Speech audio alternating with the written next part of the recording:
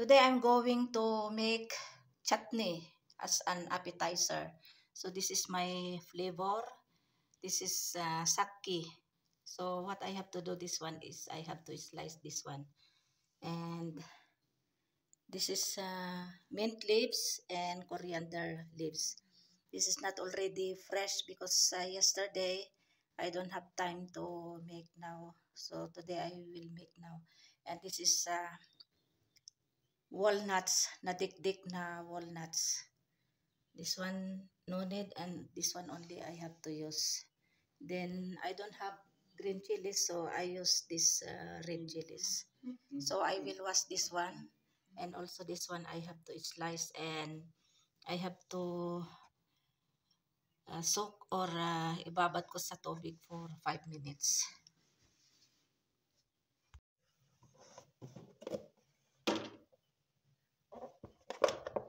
Now like this, we have to slice. We have to slice in not so thin like this. You can eat also this one, very tasty.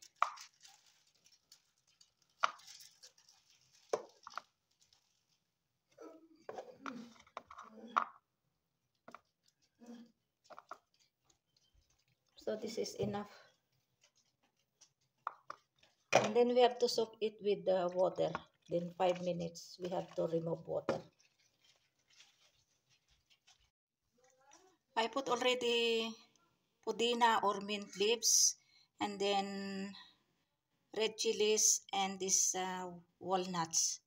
Now we have to remove this water here because it's already soft. So we have to put this one here. Now you can eat like this. Bismillah, barakata lang. And then we have to put also 1 teaspoon of chili powder and salt. So I will put here and put some water. This is enough. Now we'll put now water. Enough water, not too much. And then we have to grind.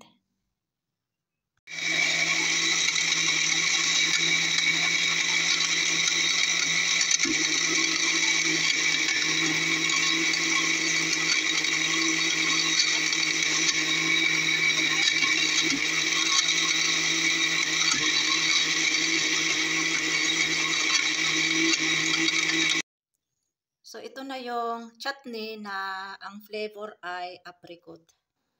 Ayan, with coriander leaves, pudina or mint leaves, walnuts, red or green chilies. Ayan. This serve an appetizer. Oh, ayan. Masarap ito.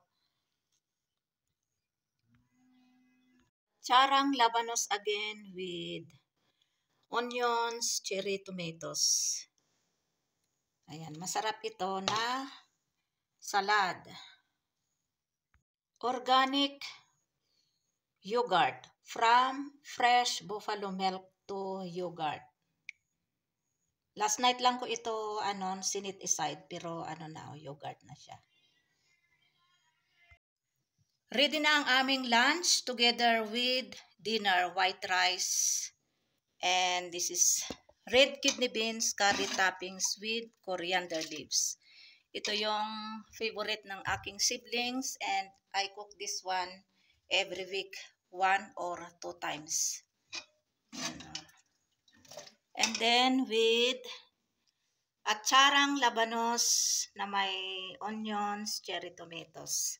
And then I have also this organic yogurt, from fresh buffalo milk to yogurt. Ayan, ito na yung chutney as an appetizer. Yung yung flavor niya ay apricot, yung saki. And then may coriander leaves, mint leaves, and walnuts, green or green chilies. Masarap ito pang appetizer. So ito na yung aming ulam. Ready na. And time check is 2:10 p.m. And today is October 27 or 28. 28 yata ngayon or 27. Basta ito yung ano, 27 ngayon or 28, hindi ko alam. October 28 pala ngayon and today is Tuesday. Ito kukuha ko lang ito sa baba. O yan, yung dahon niya ay fresh na fresh. Isa lang yung ano kinuha ko. Tapos may onions naman, cherry tomatoes. At saka meron ding yogurt, kaya marami na ito. And then may chutney pa. So, alhamdulillah for our foods for today.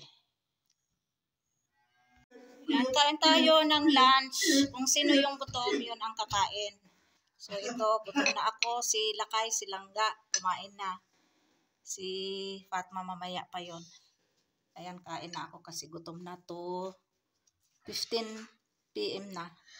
So, ito yung red kidney beans curry. Ayan. Tapos, haluan ng chutney. Ayan. Oh, tapos salad. Oh, diba? Ayan. Ayan. Bismillah. Wala barakatin. Tapos, sabayan ng yogurt. Oh. Sarap.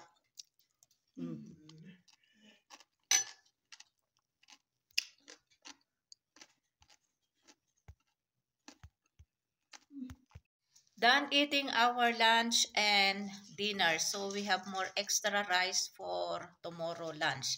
Because morning time, we take breakfast, tea with chapati or paratha. And we have also this red kidney beans curry. And this yogurt, half of this tifon or lunch box. And we have more chutney. And about this acharang labanos or salad, it's already finished, so tomorrow I have to make again another salad. And my husband and Langga, they eat chapati with this red kidney beans curry, because my husband lunch and Langga we take all rice. So for dinner, my husband and Langga, they eat chapati. So for my husband, 2 chapatis. For my Langga, 3 chapatis.